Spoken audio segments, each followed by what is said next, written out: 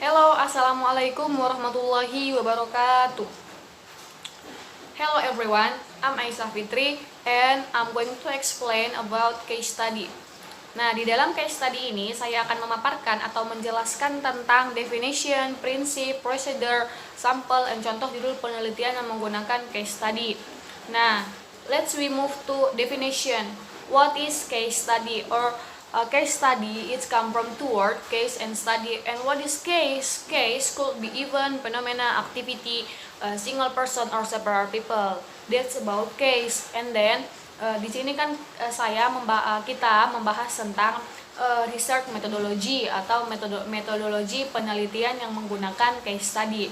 Nah, menurut peneliti Berg dalam bukunya Case Study Research di halaman 317 pada tahun 2009, dia mengatakan case study is a detailed examination of one setting single subject or a single depository of documents or one particular event. Maksudnya di sini adalah si Berg mengatakan itu adalah penjelasan yang detail atau pemeriksaan suatu subjek atau lebih dari satu subjek. Dia itu harus dipaparkan dalam kasus-kasus atau fenomena-fenomena tertentu gitu. Itu menurut si Berg. Nah, dan menurut si Robert pada tahun 2004 dalam bukunya Case Study Research di halaman 214 dia mengatakan case study is examining the phenomena within its context. Maksudnya di sini adalah si Robert mengatakan dia itu mengungkap suatu kasus atau fenomena, dia itu harus ada konteksnya dulu terlebih dahulu. Nah, itu menurut si Robert. Jadi let's we conclude it. Oke, jadi case study is study of a case within a real life. Maksudnya di sini adalah kita harus mengungkap suatu kasus itu di dalam kehidupan yang nyata, atau dia itu udah ada kasusnya atau fenomenanya itu terlebih dahulu, bukan kita buat gitu fenomenanya, tapi dia udah ada, udah nyata, udah real dia fenomenanya gitu. Itu adalah case study. Nah, case study ini subjeknya bisa jadi single subject atau multiple subject, atau dalam artian bisa jadi satu subjek atau lebih dari satu subjek. Maksudnya subjek di sini kita artikan sebagai variabel ya. Oke, and then case study itu sangat very common, dia itu dalam penelitian approaching, psikologi, sosiologi, political science, social work. Nah, itu dalam cakupannya, tapi cakupannya nanti saya akan memberikan judul tentang penelitian terus dianalisis gitu, tapi itu nanti. Nah, and then case study ini atau studi kasus, dia kan mengungkap kasus-kasus tertentu. Dia itu akan sangat bisa menjawab how and why. Maksudnya how kan bagaimana, why kenapa. Jadi di studi kasus ini bisa menjawab, kan mengungkap masalah, kan kita itu mengungkap masalah gitu, mengungkap kasus-kasus atau fenomena tertentu. Nah, di sini bagaimana sama how itu sangat correlation sama penelitian case study gitu.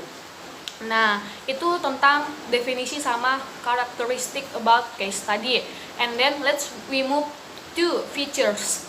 Oke, features dalam case study ini adalah ada 4. Yang pertama, identification of a case. Of course, maksudnya di sini adalah kita harus mengidentifikasi case, kan tadi bisa fenomena, activity, dan single person or several people gitu.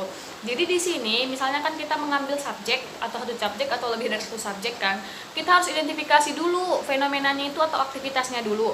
Nah, kita harus identifikasi dan harus kita identifikasi terlebih dahulu dalam penelitian case study ini. Oke, and then the next, involve multiple source of information or data. Maksudnya di sini adalah kita harus punya atau mendapatkan beberapa sumber, bukan cuma satu sumber dalam penelitian studi kasus itu. Misalnya kita meneliti tentang suatu subjek kan, nah, atau suatu variabel. Jadi kita harus mengumpulkan data itu bukan cuma satu, tetapi harus banyak sumber, harus banyak source gitu. And then the next, in-depth understanding. Maksudnya di sini in-depth understanding ini adalah kita harus mengetahui seluk-beluk penelitian itu.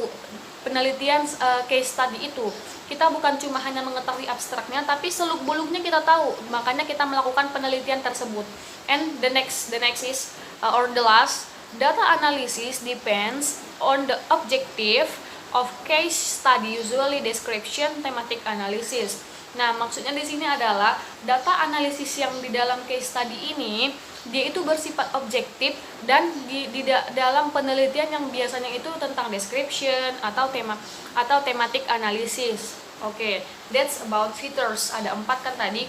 Yang pertama, identification of a case, involve multiple search, in-depth understanding, data analysis depend on the objective. And then let's we move. Kan tadi saya bilang itu subjeknya itu bisa jadi single subject, bisa jadi multiple subject. Oke, let's we talk about single subject. Kalau single subject itu dia itu ada 3 pengungkapannya. Maksudnya di sini adalah yang pertama, an outlier case. Oke, what is an outlier case? An outlier case ini sangat familiar sama kita, yang biasanya itu dia itu membahas tentang house, workplace, school, and others. That's about an outlier case. And then the second one is key case. Key case ini adalah special case or special characteristic. Maksudnya di sini kita membahas atau researcher membahas tentang dia itu udah spesial karakternya atau udah spesial dia itu fenomenanya, udah spesial dia itu case-nya. Itu menurut key case atau key kunci. Kita harus sudah menemukan yang spesial atau yang utama dalam karakteristik dalam penelitian tersebut. Nah, and the last one, local knowledge. Local knowledge maksudnya di sini adalah individual different from other. Maksudnya suatu individual dia itu berbeda dengan yang lain. Nah, maksudnya contohnya crime situation gitu. Itulah dalam local knowledge. And then tadi kan itu tentang single subject. And then let's we move to multiple subject or multiple case study process gitu. Nah, yang pertama is one by one. Itu kan karena dia itu multiple subject berarti lebih dari satu variabel kan. Nah, dalam proses penelitian multiple subject ini kita bisa menggunakan peneliti researcher bisa menggunakan duluan dalam meneliti one by one dulu per kasus atau per case atau per study kasus gitu. Nah, one by one ya. And the next is parallel case are investigate at the same time. Maksudnya dia itu menggunakan researcher menggunakan metode atau proses dia itu bersifat paralel. Dia di sini dalam menggunakan subjeknya kan, karena namanya juga multiple case kan, dia itu berarti lebih dari satu variabel.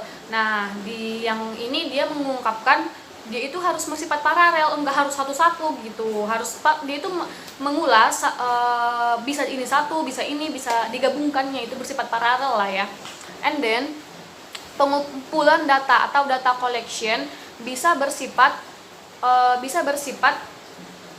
purposeful sampling. Maksudnya adalah dia itu samplingnya itu udah sudah ada sungguh-sungguh, sudah di pengumpulan sampel gitu. Maksudnya purposeful sampling ini dia sampelnya sudah kita kumpulkan, sudah sungguh-sungguh diteliti sampelnya gitu. And the next is intensive data collection. Maksudnya pengumpulan datanya itu secara intensif gitu. Ini kan tentang data collection. Yang pertama purposeful collection, and the next one intensive data collection. Itu tentang data, pengumpulan datanya bisa diteruskan, bisa di pemilihannya itu secara intensif gitu. And the next is type data bisa macam-macam datanya ini bisa berbentuk dokumen, archival recorders, direct observation, participant observation, and physical artifact. Maksudnya di sini bisa data yang dikumpulkan itu bisa bersifat dokumen, bisa bersifat record, bisa bersifat direct observation. Maksudnya itu adalah atau catatan-catatan yang udah tidak secara langsung kita temui gitu. And then dan physical, kita merasakan physical artifact itu maksudnya kita yang merasakan atau orang-orang merasakan baru kita teliti. Nah, itu tentang type data collection gitu kan.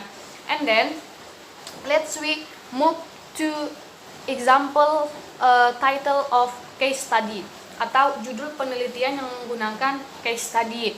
Nah, kan case study itu tentang pemaparan studi kasus atau pemaparan fenomena, terus dia itu dipaparkan gitu kan. Terus dia itu bisa single subject, bisa multiple subject, bisa satu variabel, bisa dua variabel. Ini dalam cakupan qualitative approach ya. Misalnya bisa kualitatif, bisa dapat ada buku mengatakan dia itu kualitatif, ada kuantitatif. Jadi tergantung dalam judul kita tersebut gitu. Oke, contohnya adalah di sini tentang the use of misalnya kita sekarang menggunakan classroom. Nah, contohnya misalnya the use of classroom block in teaching reading comprehension do senior high school student. Atau the use of classroom block in teaching reading comprehension do in Yayan Padang Sidimpuan. Baru a case study of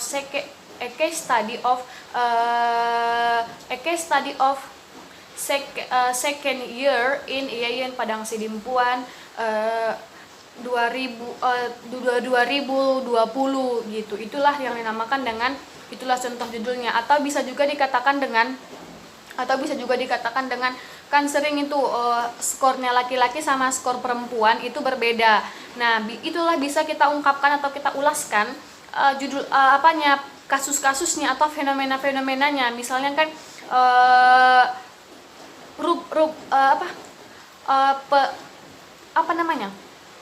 peneliti bagaimana a case study of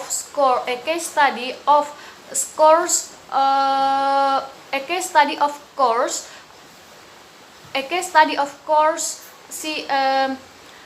women and men in reading comprehension gitu. Jadi situ kan ada apa kan. Nah, disitulah kita bahas tentang apa aja yang harus kita ulas atau apa aja yang harus kita bahas dalam penelitian case study ini. Atau bisa juga itulah judul-judulnya. I think that's all for me. Thanks for your attention. Assalamualaikum warahmatullahi wabarakatuh.